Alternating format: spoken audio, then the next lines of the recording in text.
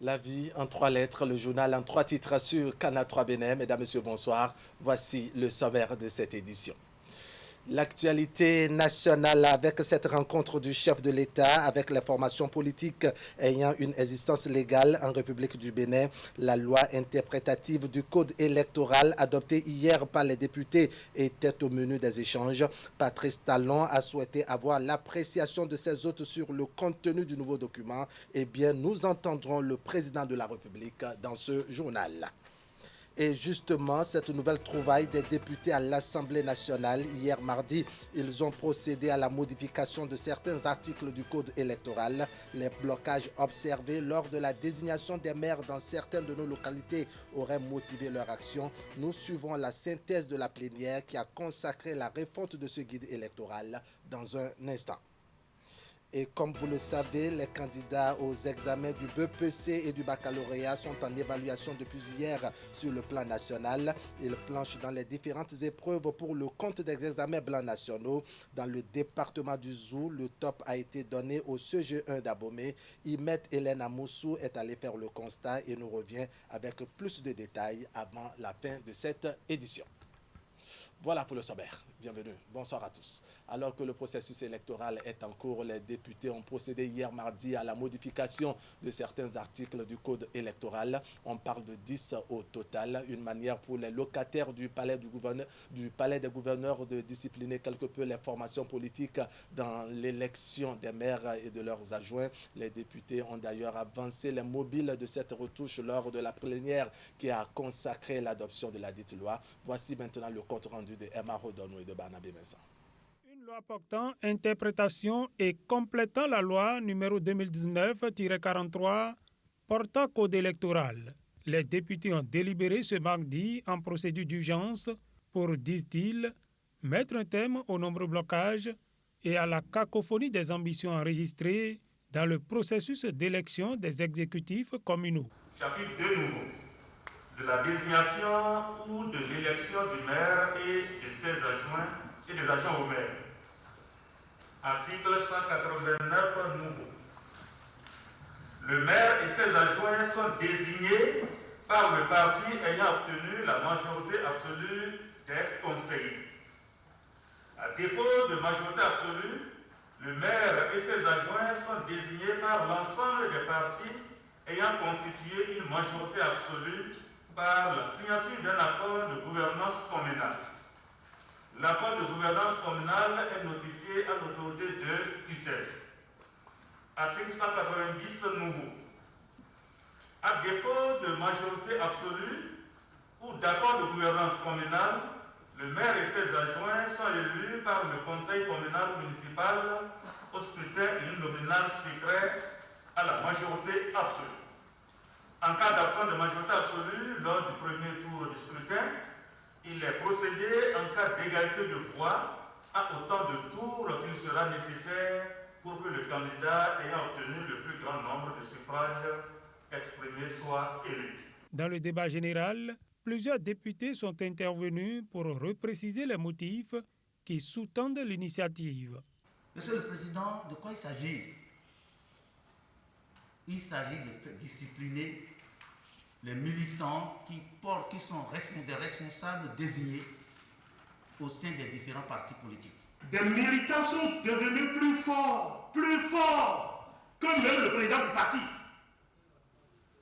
Des militants qui se sont fait à genoux à moi pour aller sur la liste et j'ai sorti de l'argent pour faire sa campagne pour son élection.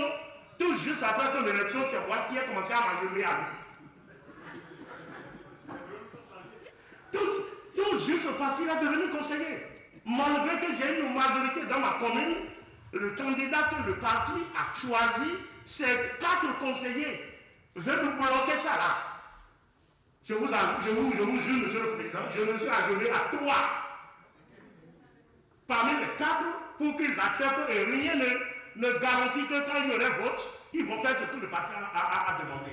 Il est tout à fait nécessaire que lorsque, par exemple, un parti comme les FCBE gagne la municipalité de Parakou, que par des subterfuges, certains acteurs interviennent pour empêcher que le parti choisisse qui il veut pour diriger la municipalité.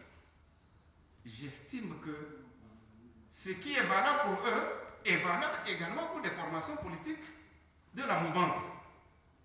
Je pense que nous devons être corrects dans la réforme que nous avons engagée pour faire en sorte que les institutions soient plus fortes que les individus. Nous devons faire en sorte que les partis effectivement structurent la vie politique et que les militants essayent de respecter un minimum de code de déontologie et d'éthique. Je voudrais donc dire que la suprématie des partis politiques s'affirme pour que des individus ne se lèvent pas pour mettre en déroute l'esprit de la réforme qui a été savamment initiée par le président de la République. Soumise au vote, la loi portant interprétation et complétant la loi numéro 2019-43 portant code électoral a été adoptée à l'unanimité des députés présents et représentés.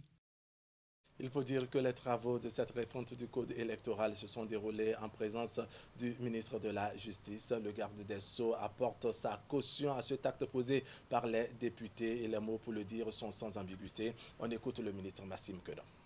Je me rappelle bien, cela a été dit ici, que la réforme du système partisan visait à assurer la suprématie des partis politiques investis comme la Constitution, comme les animateurs principaux de la vie politique. Il convient donc que cette suprématie voulue et manifestée dans le code électoral, qui prévoit en son article 189 que le maire et ses agents sont issus de la liste du parti majoritaire, je crois que cette volonté manifestée par le législateur doit, dans le contexte actuel, être davantage éclairée. C'est dire donc que l'initiative de cette loi permettra donc de régler définitivement le sens dans lequel doivent être entendues les dispositions de l'article 189, si tant est que les partis politiques sont les principaux animateurs de la vie politique et lorsqu'un parti politique a, à la suite d'un vote, obtenu une majorité, il convient bien que ce parti ait la gouvernance de la localité et que la discipline qu'elle va instituer ou instaurer permette donc de faire désigner les maires, ses agents et peut-être même, j'ai lu dans la loi, les chefs d'arrondissement soient donc issus de ces partis-là et qu'à la tête de ces localités, il y ait une gouvernance stabilisée et une gouvernance homogène. Et puis les 33 nouveaux conseillers communaux de Djougou ont bel et bien été installés ce matin par le préfet de la Donga. L'opération s'est déroulée sans heurts ce mercredi à la mairie de la ville. Mais l'élection du nouveau maire n'étant pas inscrite à l'ordre du jour, l'autorité préfectorale a tout simplement reporté ce détail à une date ultérieure. Alassane Harouna nous fait ici le compte-rendu du volet protocolaire de la cérémonie. Les conseillers communaux de la ville de Djougou entrent officiellement en fonction ce mercredi 3 juin 2020. Au total 33, ils ont été installés par le préfet du département de la Donga, conformément au code électoral du 15 novembre 2019. Messieurs les conseillers communaux de la commune de Djougou, et en ma qualité d'autorité de tutelle des communes du département de la Donga, et en vertu des pouvoirs qui me sont conférés par la loi, je vous installe officiellement et solennellement ce jour, mercredi 3 juin 2020, dans vos fonctions de conseillers communaux et vous renvoie à l'exercice des dites fonctions. Avant l'installation proprement dite de ces conseillers, l'autorité préfectorale a procédé au contrôle de présence et à la vérification de leur identité. Sur les 33 conseillers communaux de Djougou élus, 23 sont de la liste du bloc républicain, parti majoritaire, 4 de l'Union progressiste et 6 du parti FCBE. À peine installés, quelques-uns dévoilent leurs priorités. D'abord, je mets ce mandat là sous la protection divine et ensuite l'engagement à servir la commune. C'est sous ce signe que je mets le mandat qui vient de démarrer ce jour et nous souhaitons qu'il soit heureux tous les 6 ans à venir. Nous voulons nous mettre au service de la commune, au service de la population. Voilà pourquoi nous avons été candidats et voilà que les populations ont accepté favorablement notre candidature et donc nous sommes là pour les servir. Nous allons nous mettre au travail très bientôt avec tous les autres conseillers, les 33 que nous constituons, pour que véritablement la commune puisse en profiter. Je voudrais remercier d'abord la population qui m'a fait confiance en me donnant ce mandat de conseiller communal au niveau du conseil communal de Djougou. Et je suis d'accord pour assumer ce rôle parce que le développement de nos localités appelle tous les fils de nos territoires. Et donc ce que je sais faire et ce que j'apporte à d'autres, je voudrais l'apporter à ma commune qui m'a vu naître et qui m'a tout donné. Ce jour, c'est un jour pas comme tous les autres. Même si c'est un conseil communal que nous connaissions, il y a quand même de nouvelles têtes qui sont arrivées. Il faut se connaître, il faut voir dans quelle mesure on va reprendre le travail pour le développement de notre commune. En attendant l'élection du prochain maire de Djougou prévue dans les tout prochains jours, le préfet de la Donga a invité le maire sortant à gérer les affaires courantes. L'élection du maire de Boycon, ses adjoints et des chefs d'arrondissement aura lieu ultérieurement. Ainsi en a décidé le préfet après l'installation du conseil communal. La cérémonie a connu la présence de quelques députés de la région et une forte mobilisation de la population. Écoutons ici un extrait des propos de quelques conseillers des deux blocs. Mes impressions sont bonnes. Le préfet nous a bien installés, fait la lecture des tests et qu'il y a d'autres dispositions à prendre avant l'installation de l'exécutif. La population attend impatiemment l'exécutif pour que le travail commence réellement. Donc, l'État et les institutions savent bien l'enjeu. Donc, ils feront ce qui est nécessaire. Mes impressions sont naturellement bonnes parce que le préfet vient de nous installer. Nous avons fini avec la politique, nous avons fini avec les campagnes et on doit céder la place au développement de notre localité. Si quelqu'un aime Boycon, quelqu'un se réclame fils de cette ville, la personne doit être en mesure de participer effectivement aux questions de développement donc, de cette commune. Les messages du préfet ont été bien reçus et bien notés. Et je pense que d'ici là, il a dit qu'il va nous convoquer à nouveau pour nous faire part de la proposition de la liste des candidatures au poste du maire, premier adjoint au maire, etc. de notre parti. Donc, wait and see, attendons de voir. Et nous sommes des militants très disciplinés et nous sommes appelés à respecter les consignes de notre parti. C'est une joie pour chacun de nous. Je voudrais simplement dire aux populations de rester sereines. Nous avons déjà gagné, c'est la victoire du peuple. Donc bientôt, on aura nos dirigeants, le maire, le premier adjoint, le deuxième adjoint et nos chefs d'arrondissement et tous ceux qui doivent s'occuper du bonheur de Boycon à l'avenir. Je remercie d'abord l'autorité qui s'est déplacée pour nous installer ce matin. Je crois que c'est la suite logique des choses. Et ça a été suspendu. Nous sommes aussi là et nous attendons la reprise incessamment pour que la tête et les autres corps soient connus dans les brefs délais. Merci. Et je demanderai à notre population d'être calme et sereine, que tout est fait pour leur avantage, pour leur gain et que rien ne se fera sans elle.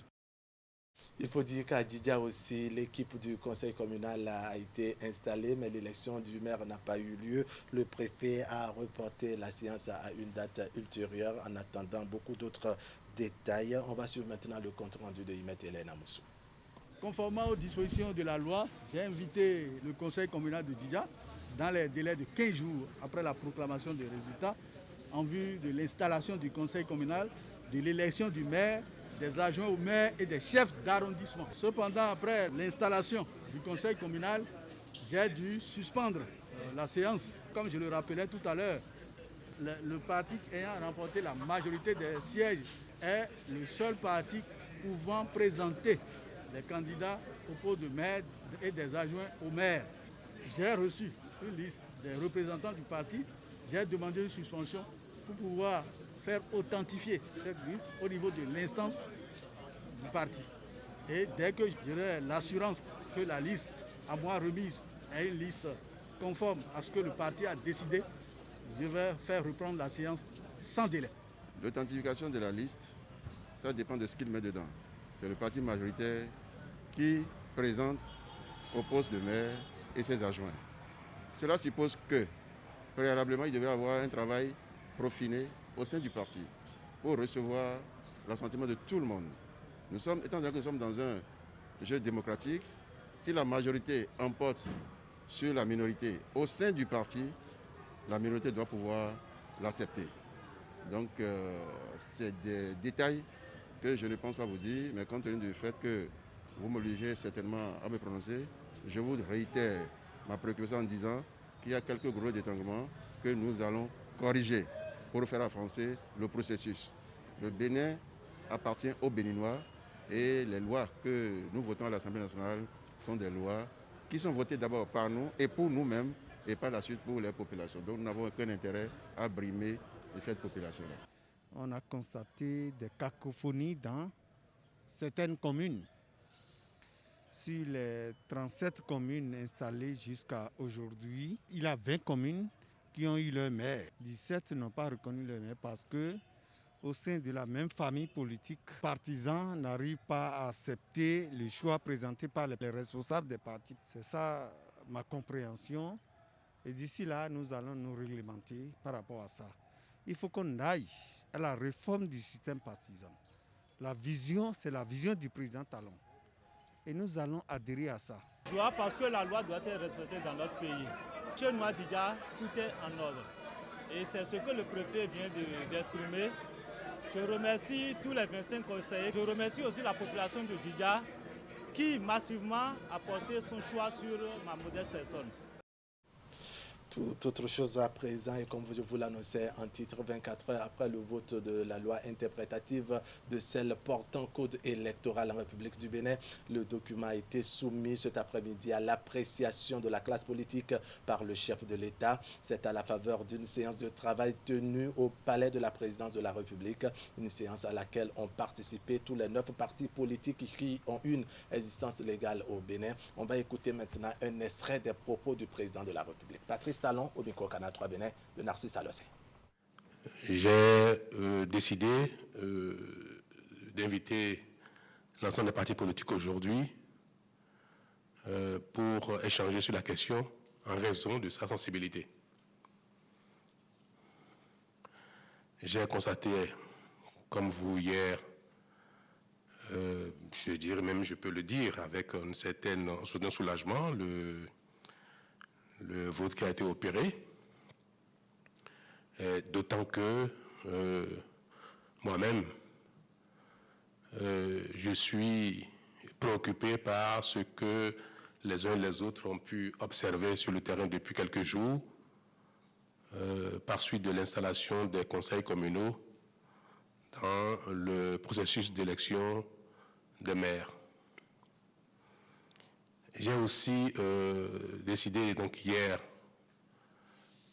que si la loi était effectivement votée dans ce cadre-là, que je saisirais la Cour constitutionnelle pour m'assurer de sa conformité par rapport à la Constitution. Mais dans tous les cas, que ce projet de loi, cette proposition de loi, si elle était votée, donc cette loi, ne manquerait pas de susciter de la part des uns et des autres quelques questionnements. Et c'est à ce sujet que j'ai souhaité donc échanger avec vous aujourd'hui, pour être certain que dans son contenu, elle répond aux préoccupations des uns et des autres dans le cadre de la dynamique qui est en cours, c'est-à-dire la réforme du système partisan. J'ai donc décidé de ne pas la promulguer sans avoir échangé avec vous pour nous assurer de ce que son contenu répond effectivement aux préoccupations actuelles, sans remettre en cause l'esprit de la loi, ainsi que notre nouveau modèle de système partisan en cours. Chacun donne ses arguments, et puis nous allons, s'il est utile, nécessaire, prouver que c'est bon pour nous tous globalement, nous allons faire les ajustements, nous allons souhaiter faire les ajustements qu'il faut et essayer il n'y a pas de honte à faire quelque chose et puis à corriger le lendemain. Hein. Si on se rend compte qu'on s'est trompé, la preuve, on a voté ces lois il y a combien de temps et on s'est rendu compte qu'elles manquent de clarté. Autre détail de l'actualité, là on change de destination. Les candidats des classes de 3e et de terminale des CG 1 et 2 de Nati Tengou, à l'instar des autres collèges du département de l'Atakora, prennent part à l'examen blanc organisé pour jauger leur niveau. C'est un examen de mise en condition qui intervient dans un contexte lié à la pandémie du Covid-19. Pour constater de visu le démarrage effectif des épreuves écrites, le directeur départemental de l'enseignement secondaire et de la formation technique et professionnel à Takora a visité les centres de composition. À chaque étape, Dengasagui a pu constater que tout se déroule dans les conditions prescrites par le gouvernement pour limiter la propagation du coronavirus. Reportage Abdou Sabi Idrissou et Alassane Harouna. Des candidats aux examens du brevet d'études du premier cycle et du baccalauréat du CEG2 de Nati Tengou, soumis aux épreuves écrites de l'examen blanc session de juin 2020. Ils sont au total 564 candidats, toutes séries confondues, repartis dans 20 salles de classe qui prennent part à cet examen organisé au plan départemental. La finalité étant d'évaluer le niveau réel des candidats afin de corriger au besoin ce qui peut encore l'être avant l'examen proprement dit. Pour s'assurer du démarrage effectif de la composition et surtout l'application des mesures préventives éditées par le gouvernement pour contrer la Covid-19, le directeur à charge de l'enseignement secondaire au plan départemental est descendu sur le terrain. Il faut dire que toutes les dispositions ont été prises par le gouvernement pour que les examens blancs aient lieu. Et on a pris toutes les dispositions, les mesures barrières, la distanciation sociale, le port de masque, vous avez pu le constater, le lavage systématique des mains des candidats. Et je crois que dans tout le département de l'Atakora, à 8h00, les épreuves ont été lancées dans tous les centres. Avant les présentes évaluations, des cours de renforcement et de révision ont été initiés juste après la reprise des cours du 11 mai dernier pour permettre aux candidats de mieux affronter les épreuves. Les élèves sont prêts parce que nous avons pris depuis le 11 mai la décision de reprendre les cours. Et à cette reprise, on a dû faire des remédiations avec les élèves. On a dû les renforcer, on a dû réviser, comme on le dit, avant que les examens blancs ne soient programmés. Le CEG2 de Nati Tengou n'est pas le seul centre de composition visité par le directeur départemental de l'enseignement secondaire à Takora. Au CEG1, Dengasagui et sa suite ont constaté que la composition a démarré sans difficulté majeure. Et déjà, très tôt, l'autorité a su organiser les choses. Les épreuves sont reçues à temps et nous les avons multipliées et les instructions ont été données par la direction départementale et nous les avons respectées à la lettre. Et pour ce faire, tout a été démarré à l'heure. Tout se passe très bien. Les élèves candidats sont assis un par table. Ils sont assis dans les mêmes conditions que l'examen. On n'a pas enregistré d'absents. Pour ces essais blancs, au total, 132 collèges publics et privés sont réquisitionnés comme centre d'examen au plan départemental, histoire d'éviter la propagation du coronavirus. La composition des épreuves compte pour des examens, pour des examens blancs nationaux du brevet d'études du premier cycle et du baccalauréat session de juillet 2020. Elles ont démarré dans le département du Zou hier mardi. Les candidats ont tous répondu présents dans les différents centres de composition retenus pour l'occasion. Au total, 13 614 candidats composent pour le BPC et 5 928 affrontent les épreuves du baccalauréat dans 89 centres de composition. Le lancement des épreuves a eu lieu au Collège d'enseignement général 1 d'Abomey. Suivons maintenant ici le compte rendu de Imet Hélène Amoussou et Georges Baudouin. Des examens blancs Pour jauger le niveau de compréhension des cours dispensés aux apprenants, l'exercice est organisé au profit des candidats au BEPC, le brevet d'études du premier cycle, ainsi que ceux au baccalauréat session de juillet 2020. Les épreuves vont démarrer ce 2 juin dans le département du Zou.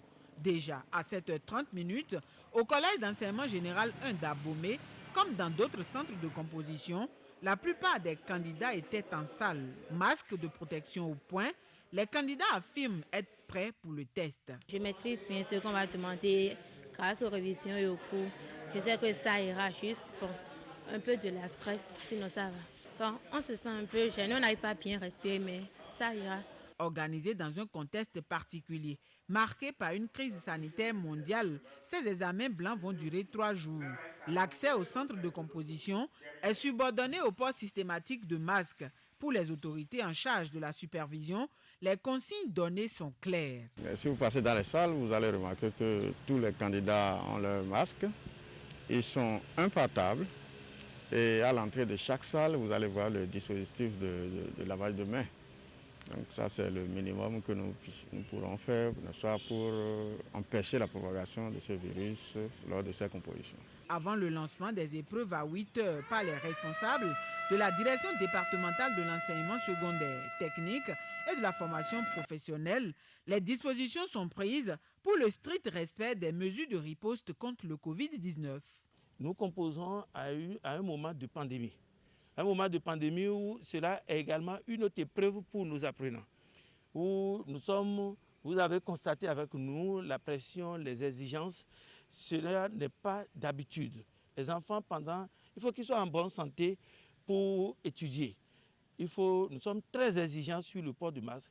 Nous sommes très exigeants sur la distanciation sociale. Un candidat par table et les tables sont encore espacées, vous avez constaté. Nous sommes très exigeants par rapport aux normes exigées pour limiter la propagation de cette infection. Pour ces examens blancs, dans le département du Zou, 13 614 candidats composent pour le BEPC et 5 928 pour le bac. Les membres de la Fondation Malek Hossou étaient face à la presse hier pour se prononcer sur la réouverture des lieux de culte, une décision gouvernementale saluée qui, au dire des uns et des autres, permettra de combattre le coronavirus à l'aide des prières. La Fondation s'est aussi indignée du comportement des nouveaux conseillers communaux dont l'attitude bloque l'élection des maires dans certaines de nos communes. On va faire maintenant le point avec Asiongo Kanya Siongo. La décision gouvernementale visant la réouverture des lieux de culte est applaudi ici par la Fondation Malek Hossou. Les membres y voient une clairvoyance du chef de l'État, mais surtout un moyen pour repousser la menace grâce aux nombreuses prières. Je remercie le chef de l'État, son Excellence Patrice Talon et son gouvernement, ainsi que les institutions de la République, pour tout ce qu'ils sont en train de faire pour combattre le coronavirus. Merci beaucoup pour l'ouverture des églises et des mosquées. Oui, les églises et les mosquées sont ouvertes. Et je crois par la grâce de Dieu, coronavirus ou Covid-19, lui, il a été enfermé et enterré, Inch'Allah. Nous prions Dieu que ça soit comme ça. L'actualité nationale a également été passée en revue. La Fondation Malek Hossou décerne un satisfecit au président de la République pour l'organisation à bonne date et sans heurts des élections communales et municipales. Mais l'élection ratée des maires dans bien de communes du pays est désapprouvée par le président Yakubu Malek Hossou, quelque peu amer face à cette attitude des nouveaux conseillers. Ce que nous sommes en train de constater, c'est très très grave.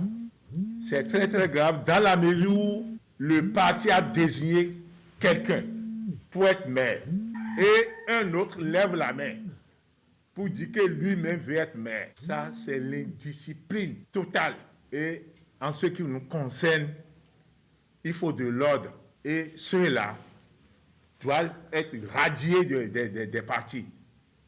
Je parle de tous les partis, SCBE, UPBR. Parce que c'est le parti qui dirige les militants. La Fondation Malek Hossou invite donc les formations politiques à prendre leurs responsabilités afin que tous les exécutifs communaux soient installés et que démarre le développement tant souhaité de nos localités. Des affiches et des banderoles invitant les fidèles au respect des gestes barrières ont été confectionnées et seront distribuées dans toutes les grandes mosquées du Bénin. Ça va aller dans toutes les mosquées du Bénin. Et même s'il le faut, donner aux églises, parce que la religion est une. Voilà qui vient mettre un point final à cette édition que je vous remercie d'avoir suivi. L'information continue sur Canal 3 Bénin. Vous allez retrouver d'ailleurs juste après moi Eman Anyambossou dans la troisième et dernière partie de 90 minutes au Bénin. Mesdames, Messieurs, portez-vous bien. On va se retrouver très tôt demain matin pour fêter ensemble les parutions du jour.